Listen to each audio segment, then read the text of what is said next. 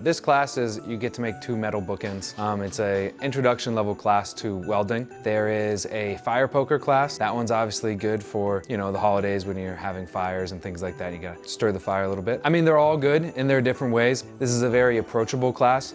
It's a class in which you can take away something that looks really similar to the class example. Lots of people actually need bookends, so you can give it away as a gift, you can like it for yourself, and since it's a really approachable class, it's one where you can understand the basics of welding really simply, and then make a pretty cool project. So the ornament class is just kind of a fun introduction to give somebody a chance to make something that they haven't made before. I do a lot of different orientation classes here. I picked this class because, you know, it's getting close to the holidays and people might like to have something to give as a gift. We do a lot of pen classes here, a lot of wand classes, so just wanted to throw something in that's seasonally appropriate but a little different from the usual rotation of classes. So I would recommend taking this for anyone who's ever wanted to learn a new skill.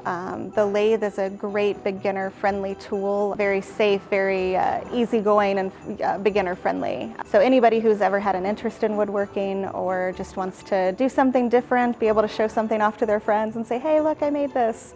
There's a lot of ornament exchanges at holiday office parties. Give something like actually good for your white elephant. Exactly.